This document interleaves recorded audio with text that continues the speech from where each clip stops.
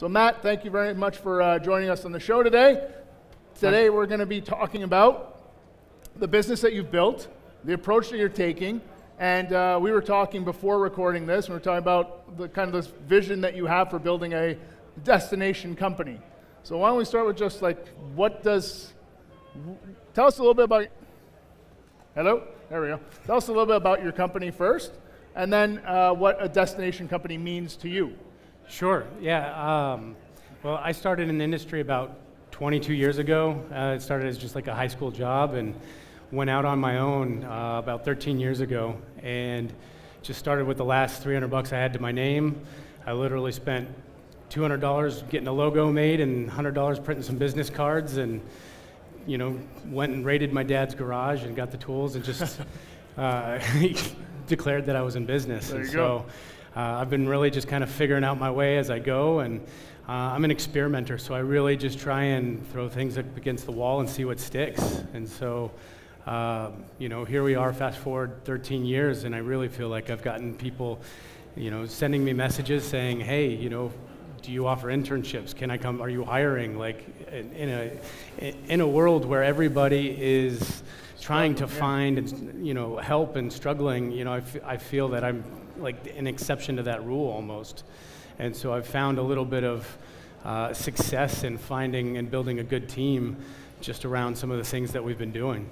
I find that interesting that, I think a lot of things that we see in our industry are not necessarily intentional from the beginning, but then you kind of discover it, and then you kind of keep pushing in that direction, and it kind of evolves. Yeah, you kind of figure out what works, and you're like, hey, that works. Let's try that again, or let's tweak this a little bit, and so yeah, or it doesn't work. Let's scoot the other way. That's it. So you've built what we're calling a destination company. It didn't start that way, but what are the things that you feel are kind of the pillars of what that kind of company looks like? I mean, first off, I think you have to know who you are and what your brand is. Yeah. And I think that stems and starts with the core values of who you are and what you're about, because if you're going to attract people to your company, you're going to want to attract people that are, of a like mind, that are going to come in and fit that culture.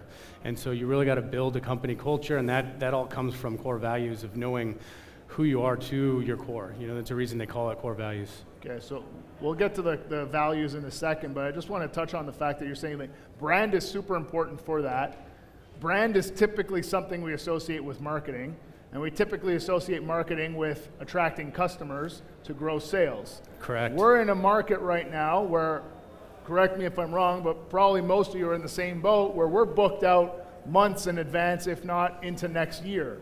So a lot of people have kind of taken the foot off the gas with the marketing side of things, and they're looking at just getting better at selling to the right customers. Yeah. But what you're saying is the brand that you've built, Heiner Outdoor Living, is something that's helping you attract not just the right customers, but also the right type of future employees. Correct. Yeah, this day and age, I feel like we almost need to be marketing ourselves more towards the employee than we are our clients. Word of mouth will take off if you're doing good work.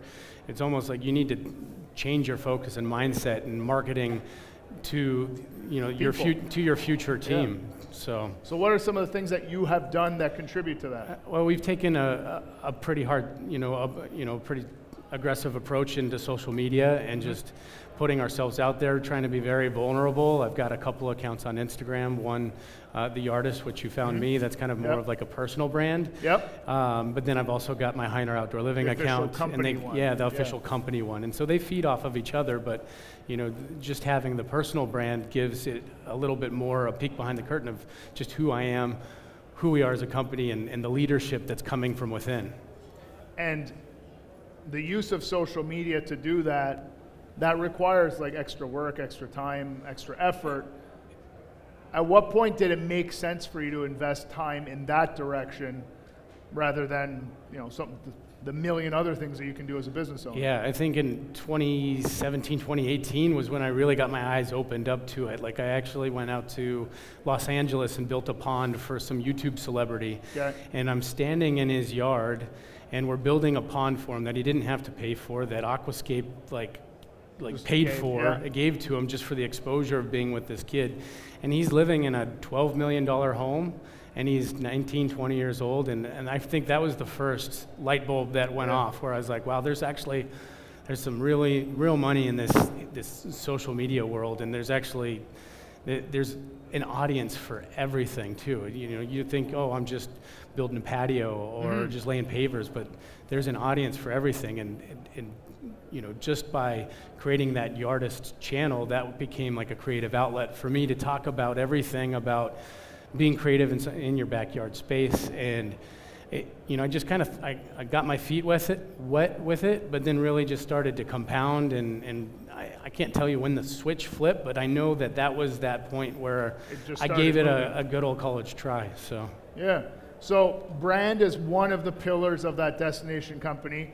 You said the brand needs to be a reflection of the core values, so let's move over to that and let's talk about core values and what that means to you and what yours are. Yeah, core values at Heiner Outdoor Living is a way that we make all of our decisions. That is our compass to everything that we do.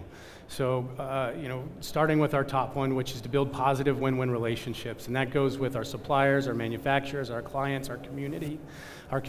So everybody that we come in contact with, I want to make sure that we're building a positive win-win relationship. So, you know, like to put that in perspective, if you've got a client that's asking for that discount or you know, that's going to just suck the energy out of you, like we will. You know, that's no longer a win-win. So like that's you know, I'll use that to train my team as, hey, that's when we can professionally step away and not have to worry about, you know, it's okay to say no. So it goes on both sides of the ledger. It's correct. Positive for you. Yep. You're trying to create a positive experience for your people to deal with customers who have a positive experience dealing with you. Exactly. And if you're not meeting that criteria, then this isn't the right. Either they aren't the right people for you or they aren't the right customers for you, but the whole company operates based on that principle. Exactly. Okay, what else do you have as values? You know, we've got good isn't enough, excellence is essential. And so that's a big core value of us, because if you're doing something, you know, and you're thinking that, it's good enough, like, well, no, we're a company that's pushing the envelope. We are really trying to, you know, be a leader in the industry, and you know, excellence is going to be essential to that recipe. And so I want to attract people that, you know, that want to be the best version of themselves. And how do you make that value actually like perpetuate through all the levels of people within your organization? Well, I think it'll come down to, like, you know, if I'm walking a job site with a foreman or a crew guys and I see something that might be not up to the standard, I'll just pull them aside and politely ask them, hey, is that good enough, or did we do an excellent job here? You know, and get them to critically think through that and use that as a tool to lead ourselves through doing that, and be like, oh, yep, nope, that's not who we are, we got to do better. And so give them a chance to play into another one of our core values, which is to take ownership. So. Okay. So how does that work out then? Yeah, how does that work out in what sense? What's an example of an entry-level position, somebody that you just hired, being able to work by that value of taking ownership of something if they're, you know, a few weeks in or a few months in? Like, what do you do?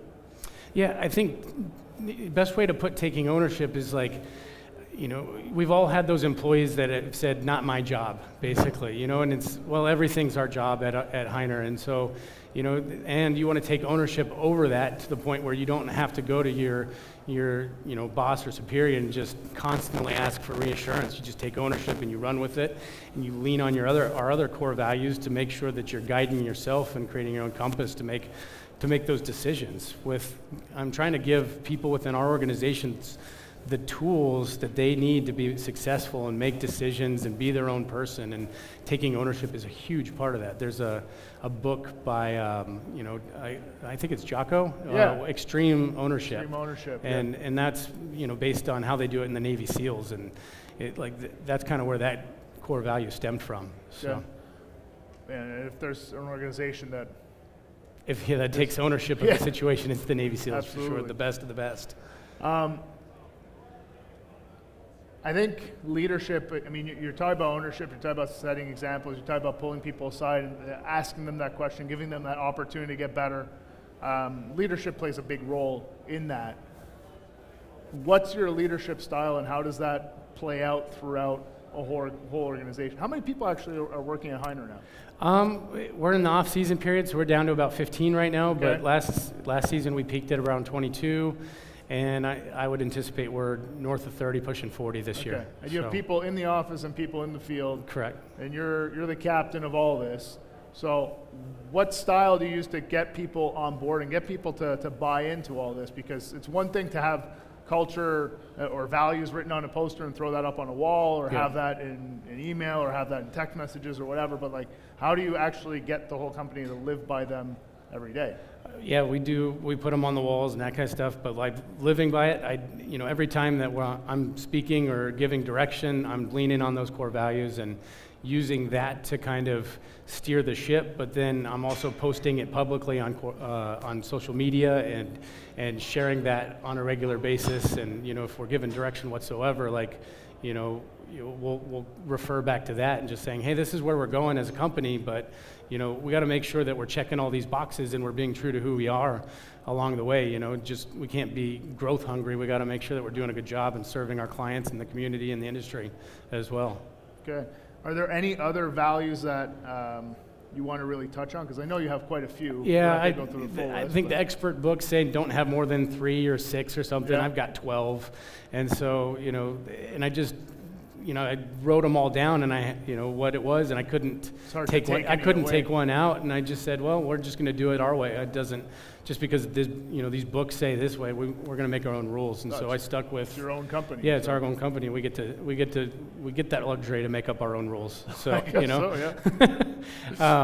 but lead by example is a big one, but also be humble. Like you got to stay curious, and being a lifelong student falls under that, and so I like living by those, because we're constantly trying to get better than yesterday is a big one. And so another way that I use to lead with these core values is we created a company awards based around our core values. Okay. And so and we just did that the first time, and it went over really well. So I had these real nice crystal awards made, and it just had their name, and it said, so I created just a few awards because I wanted them to be special and mean something. And so I've got one that is better than yesterday. And so I've got this guy that's been with me for 10 years, and he's just the prime example of just every day he's always asking, hey boss, what do you think? Did I do a good job here? Can I make this better? And he's all open to that constructive criticism.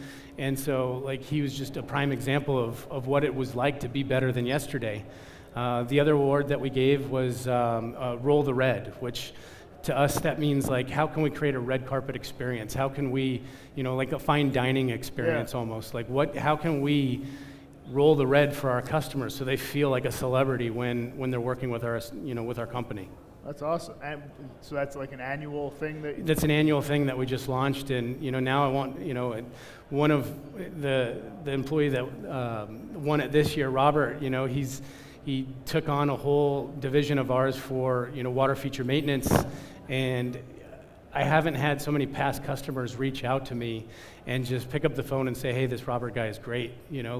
That's unheard of. People don't take the time out to give you a compliment. So I'm like, this guy's doing a really good job.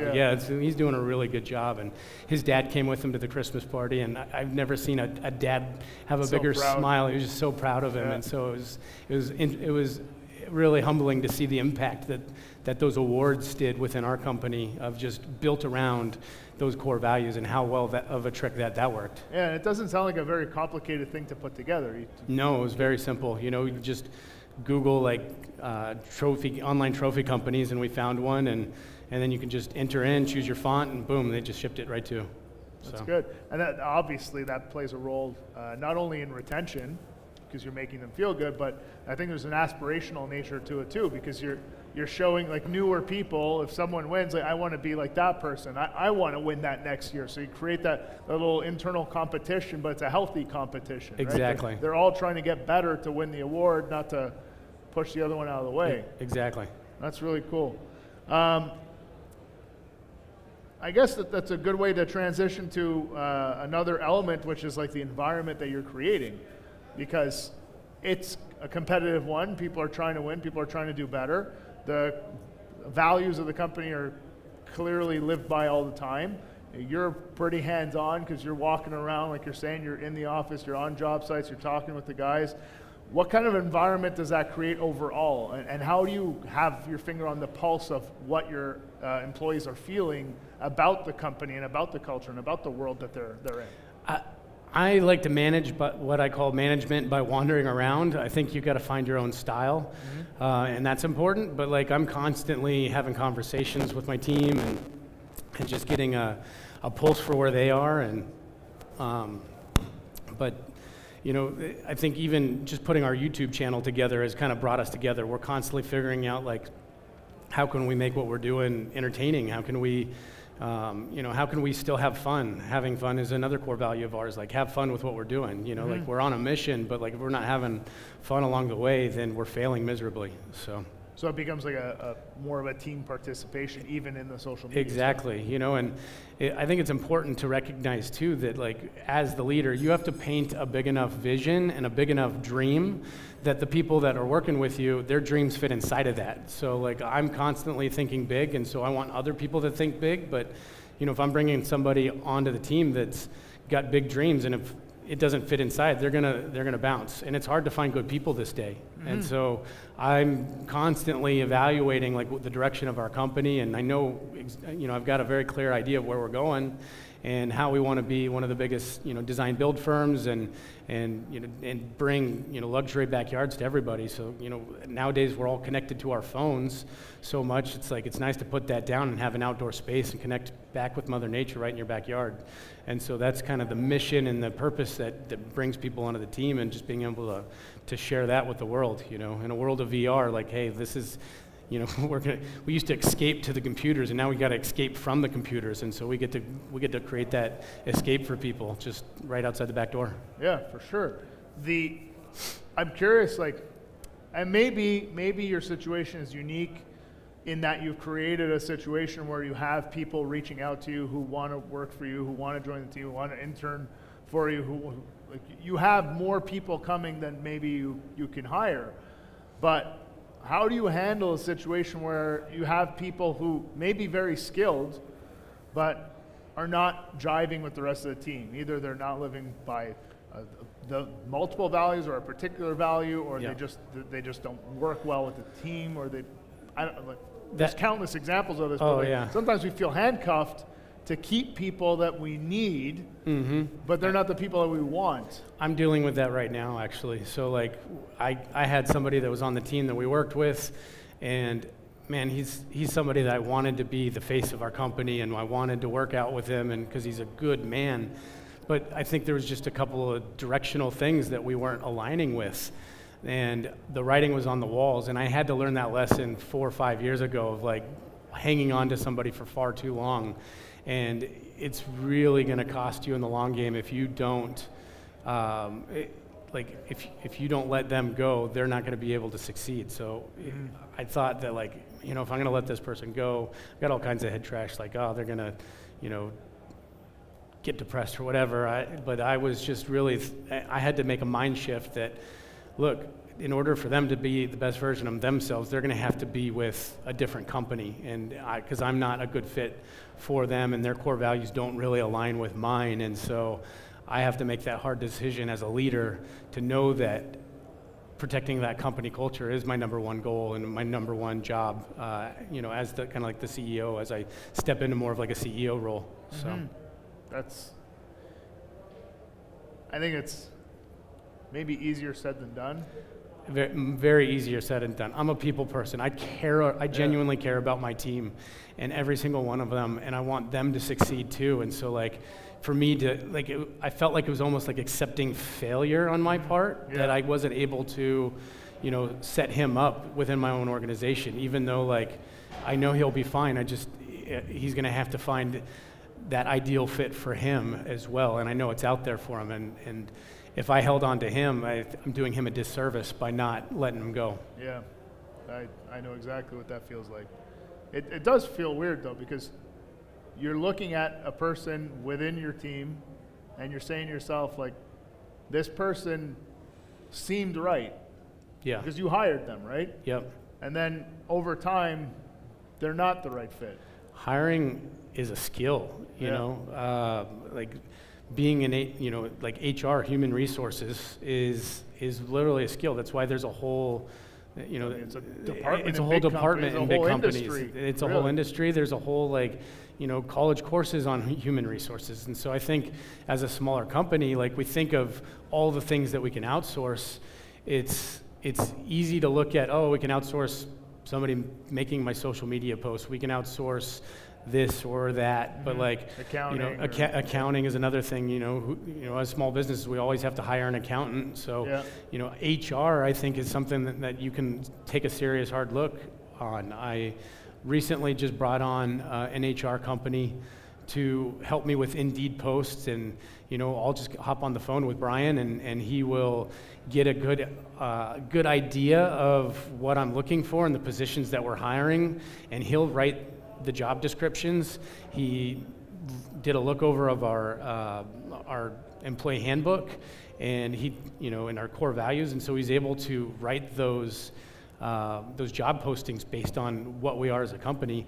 He posts them on Indeed for me. He does all of the negotiating and does the pre-screening, and so like when he's passing on interviewees to me, I've got like a nice narrowed down list, so I can continue to focus on the growth and the other things and managing the team that I've got. And this guy's going to start bringing me in new people that are actively looking, and he's also got he's got close to a fit. Yeah, he's got this honed in skill on how to hire and how to ask the right questions. I guess I could learn that if I wanted to, but why can't I just lean on somebody that already has those skills and has made a career out of it, and have him just give me a silver platter list of people to choose from? And so, they are out there, but I think you have to be a lot more aggressive and going out there and finding them.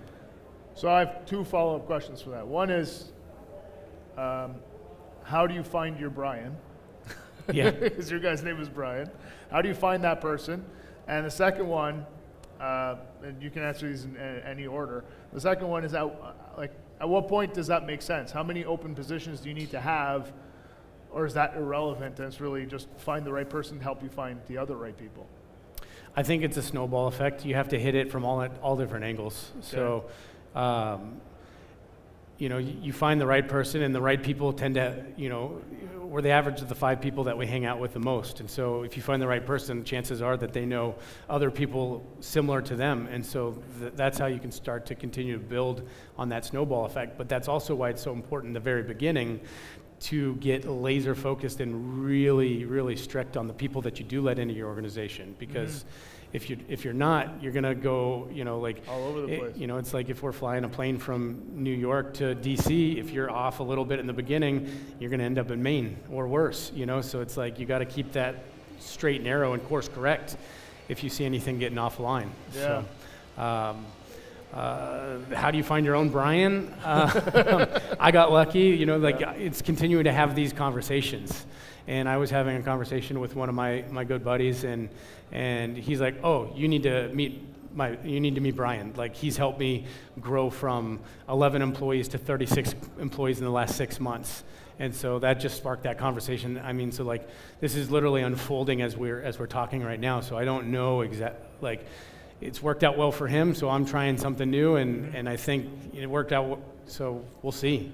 I think your logic behind it, your justification for it makes sense in the sense that it is a skill. It's one of the many hats that you have to wear. It's something that you have had some setbacks with in the past, so rather than trying to keep grinding away at it and eventually you'll get good at it, if you've built a structure of a company where you can accommodate that in your overhead, subcontract, outsource that element, just like you would for any other service if you needed to, then why wouldn't you try it? What's the worst that can happen? We don't hire an accountant full-time because we don't have a full-time job for an accountant. If you need HR help, you don't need to hire a full-time HR person. There's companies out there that can take that off of you part-time, and I'm paying him on a per hire basis. I pay him after the employee has been hired. And my friend that's been working with him for a longer time, he's got him on retainer. So, there's different ways that you can approach this and solve this problem.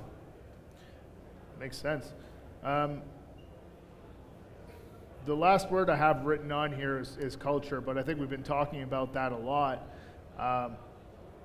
If you had to describe the culture at Heiner Outdoor, not as you, Matt Heiner, the founder and president, CEO, and owner of the company, but as somebody, anybody else in the company, what would that person say, you think? Oh man, I feel like you'd have to ask them. I'm so in it that it's just like, I don't know, how do you describe yourself, you know? I don't know. I asked the questions. Yes.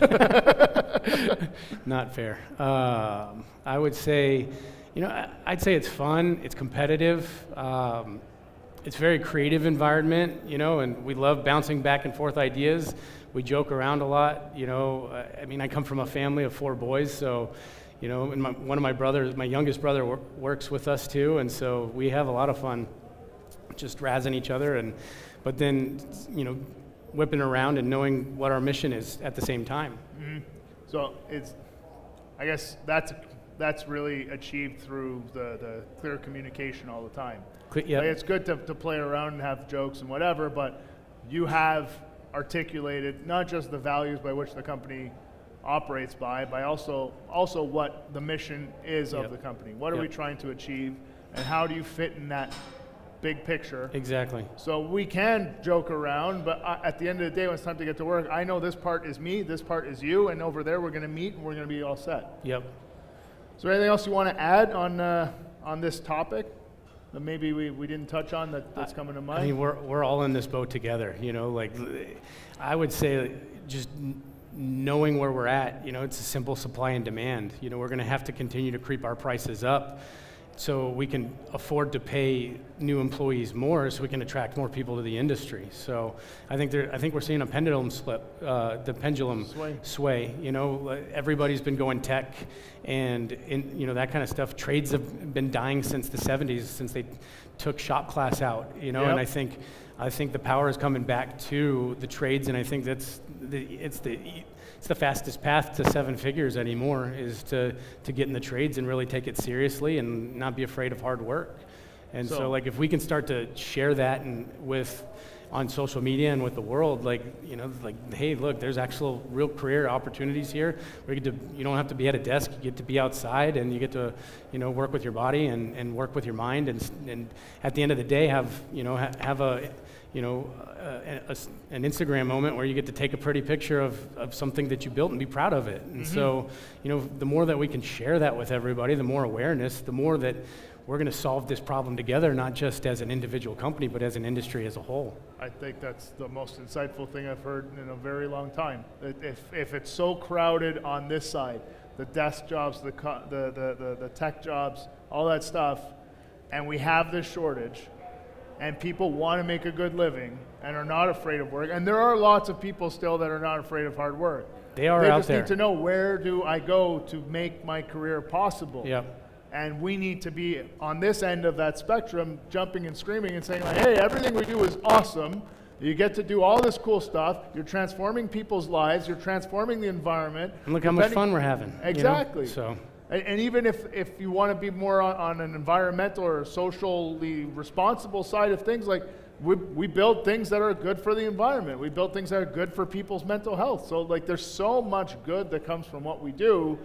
We need to be better as an industry to help people understand that you can be a part of it, and it's very easy to be a part of it. Absolutely. Bring a good attitude, and the rest will teach you. Yeah, social media is where to start, because that's where the eyeballs are, and just sharing like what you can do outside. Who doesn't want to have that fire pit on that patio and listening to the sound of water? That's the life, man. Yeah, man, I agree 100%.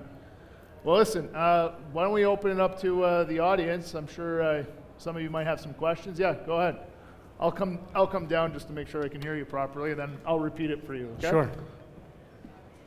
You were talking about like your personal brand and your Instagram, your personal Instagram, and I realize that is a personal thing. So, but what type of suggestions would you have? Like, what type of content do you feel connects well with, you know, the type of clients and people that you're looking for the personal side? That's a good question. So I think in the world of Instagram right now, we're just flooded with fakeness. And so for me, what's worked well for me is just authenticity, and just, you know, entrepreneurship can be a really lonely road. And so I've found my most successful posts of just sharing that struggle and just writing. It's, you know, my posts, especially on Instagram, are less about the picture and the before and after yards that we do and more about the caption. So I'll spend a lot of time actually writing a pretty in-depth caption, and that'll be my captions will be anywhere from, you know, the struggles that I've dealt with recently in my business to, I had one go kind of viral on, you know, the picture was literally a picture of my backyard. It had no context to do with the caption that I wrote, but it was about how I picked up my son from football practice, and he was a little down, and it's because he got picked on and bullied a little bit, and so then I shared a story about how I was bullied in school and how I was able to relate to where he was at. He's a 9-year-old kid, and so, like, you know, when we got home, he just retreated down to the basement, you know, and he said he was fine, but he alluded that he wasn't, and then he went down to go just be by himself, which was out of character for him. And so I had to pause out of my busy day and just recognize that moment. And so I went down, I sat with him and met him with where he was at and asked him some questions and let him vent and tell me what was going on and tell him let him know that he was seen. And I turned this into a caption and just how we had a good father-son moment, and that, you know, by the time we were done talking, he was back to his bright self, and you know, and he came upstairs and he was kind of back to normal. And I think we grew closer during that moment, and I turned that into a story and posted that as the caption. And so, has absolutely nothing to do with landscaping or backyards or patios or anything. It has to do with being human and the life and sharing that journey and what it's about. And so that's how I really do it on Instagram. Is just how can I just be me? Can I ask one more? Absolutely. Okay. So the next question has to do with, like, I guess, like a growth strategy. So, you know, if you're in the business and you're not having trouble selling jobs, you know, you're booked out and you're trying to figure out, you know, how do I grow my company? You know, we have the field side, right? Like hiring labor, skilled foremen, and then, you know, more the operational side, whether it's like designing, estimating. What did you find worked for you as far as a balance? You know, were you more focused on, okay, let me get my operational because I know that the work's going to come, or I know I need to have the people that are skilled enough to build it, even though maybe I don't quite have the business for them, because I know that once I have them, I can go sell the work. And kind of, what was your experience with that? So one thing within our company is we are full scale and full size design build, and we've got the hardest people to find are obviously the field guys. It's a lot easier to find designers and people to come into the office, and so I took a hard look internally, and I figured out what are we best at. We're really good at, you know, our pavers and our ponds, and a little bit. We do a little bit of like landscaping with the irrigation and you know, and the plantings and stuff like that. But, you know, everything else, you know, I started to actually look externally and subcontracting that out. And so I've been embracing over the last few years a little bit more of a general contracting model, to where the stuff that we excel in, we will double down, and I'll make sure I've got that quality control. But like some of that stone masonry, I've got a good stonemason that does all of our stone work. I've got a good flat worker if we need to pour some concrete. I've got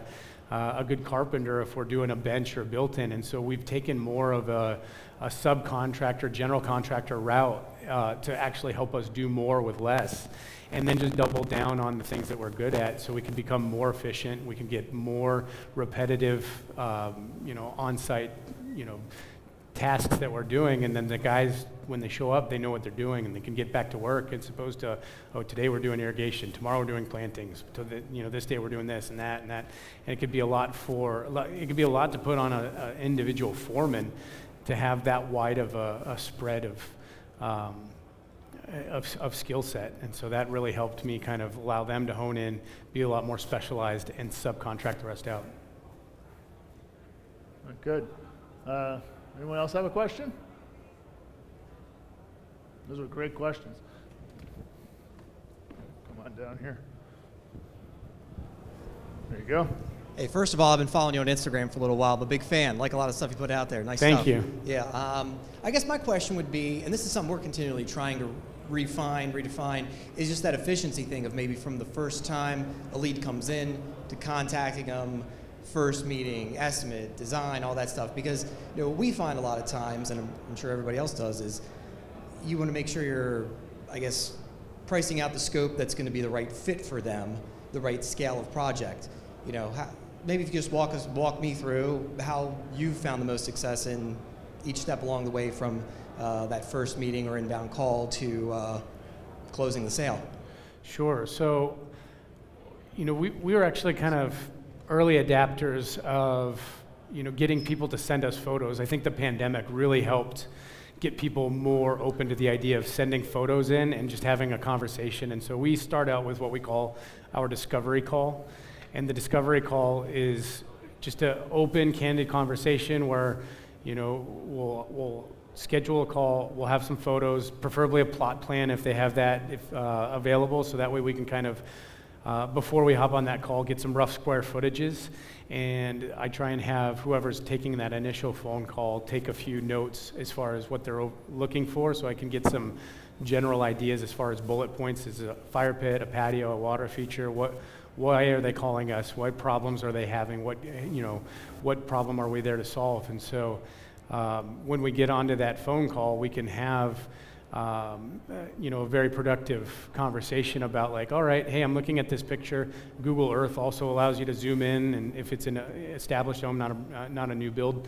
And then you can carry that conversation into a direction of, all right, Mrs. Jones, like, I think I've got a pretty good idea. Have you guys established, I'll flip it into the budget conversation. Have you guys, had any, budget conversations of what you're looking to invest into this? And, 8 times out of 10, it's no, I haven't. We have no idea what this costs. And so, I like to throw out wide ranges. Well, we can do this so it looks like it's out of a magazine, and this could be $200,000-$300,000. Or we've also had some clients with a similar wish list be in more that $80,000 to $100,000 range. Which conversation would you prefer to have? Where would you find yourself? But you got to give a big range, set a really high anchor, and so that way they can qualify themselves. And then obviously if you're giving a high range up there, and then the low range is still a pretty high number, it doesn't seem so bad. But then if they're also coming at you with a $80,000 wish list, and they've got $10,000, $15,000 to spend, they know that they either you can take it to a phased approach if they still have reasonable expectations, or that it's just not going to be a good fit to spend any more time or invest any more time into that lead.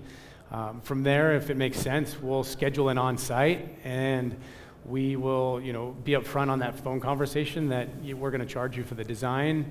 And we've changed our approach a little bit. We used to just collect up front, and now we're telling them that we'll build that into the overall project, that all design deposits made will go towards the project, and then we'll just build it into the back end, because I feel like people just feel more comfortable with that, as opposed to thinking that it's split 2 ways, but it is a non-refundable deposit. And so now that we've got like a working budget, we've got some money collected, we can do the rest of the design and put some harder numbers, bring them in, hone in that price point, and get them signed and on the schedule. You're welcome. Yeah. Regarding the design aspect, are you guys doing that in-house with your own employees, or is that one of those things that you're subcontracting out? So we'll do kind of like a higher level. I've got 2 different kinds of salespeople that work for me. Some that are like, truly trained designers, and then some that are more sales oriented. And so I've found a lot of success of actually, at least getting a like a working concept, and then subbing that out to like a third party, like 3D company that will help me put together a really polished presentation, and and then get a nice fly-through video, and then I can put my logo on it and present that as if it is coming from ours. And I have had in-house people do that too, but they come and go, and I always find that like when I'm in a pinch, I can go back to that, and sometimes it's just easier. We've developed a decent workflow back and forth, and now I can give them a basic napkin sketch of a beautiful backyard, and then give them kind of a mood board of what I'm looking for, and boom, I've got I've got a world-class presentation to give to our clients when they come in for to see their design. What was your initial step to find those relationships?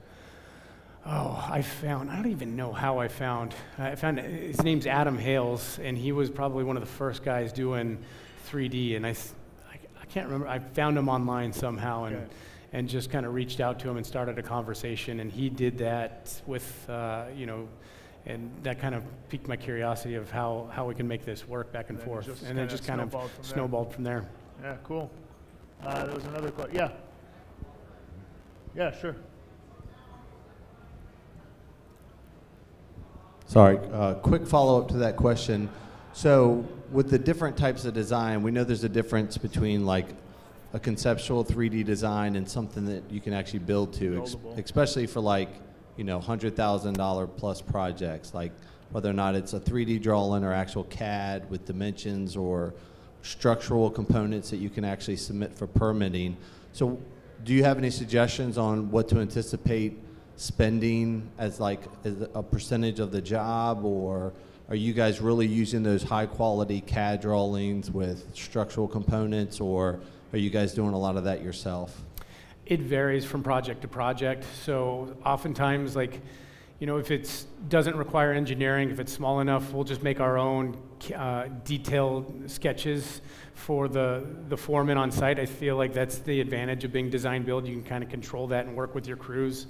Often there's some times where if it's like a structure or something, I'll put the concept together, and then we've got a structural engineering firm that's in the city, and I'll just give them those, and then they can put that. We'll just pass those costs on to the client and build that into the overall project and mark it up a little bit for the orchestration of that. But there's also times where we have to submit it to the HOA, and so I don't put any of that together until we've gotten a signed contract to install.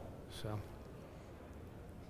and then we'll just build in whatever we need to get that. There'll be times where you need to, get structural engineers involved just to price some stuff out. But oftentimes that's the exception rather than the rule.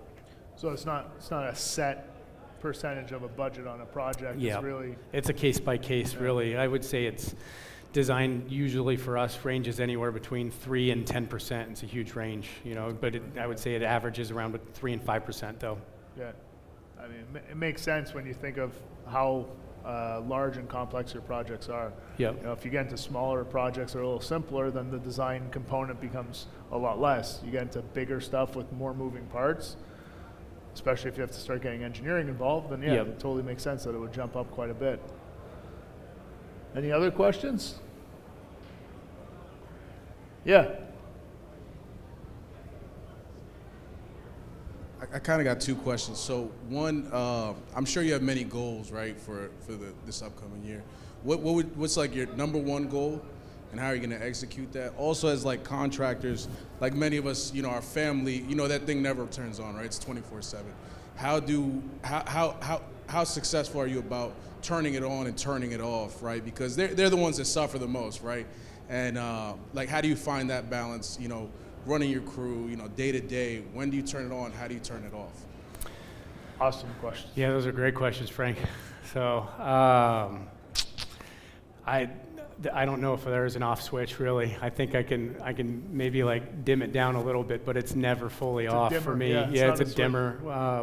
And I try and leave it at the door, so sometimes I'll, my wife is my sounding board, obviously, so I go home and, she has a nice fresh perspective on things and helps me get a clear mind on certain situations. And so, and that's one of the reasons I love her, is that she's learned, and it has been a back and forth process of learning how to live with that. We've worked together, we've not worked together, within the company as well, and back to bringing her in with special projects just because we need an extra, like caring eye on certain things that we're working on and towards. And so, but I try and be present. All we have is right now. So like if you're feeling stress and anxiety, you're usually, living in the future, and you got to, be self-aware of that and realize that, that if you're feeling that, you're probably, your mind is in the future and you're thinking too far ahead. And if you're feeling like sad and depressed, you're probably living in the past. And so, you know, if you can take those emotions and know what you're feeling and realize that, you know, if I want to feel better, I got to get present and I got to be exactly where I'm at, because all we have is this moment right here, right now. And so the best moment for me is that, you know, my kids are 9 and 10, and so I have to constantly remind myself of that all the time, just to make sure that I'm being aware that I'm not missing these moments, because I am so focused on those goals and those big things that you know, that I set and be after. So as far as my number one goals, you know, like I've got a real big mission to be able to put a company that connects designers with contractors eventually, but and Heiner just being more of like a, you know, just like a social proof of that, but then getting, you know, our retail line put together as well. So, you know, I've got several big goals, and it's just going to be a matter of like, but I would say the ultimate goal is how can I inspire life outside, and so, and what falls under that blanket, and how can I find people that want to join on that mission with me. So that's awesome. I think that's probably the best way to end this today. That's a great conclusion. Unless anyone has last shot for a question. Okay. That was really good. Thanks, Alex. You very much. These were really good, insightful questions. Thank you very much for participating with us, everyone. Matt, thank you very much. Thank you. Really enjoyed this. Yeah, appreciate it, Alex. And that's it. This has been another episode of the Hardscape Growth Podcast. Until next time, work hard and pave harder.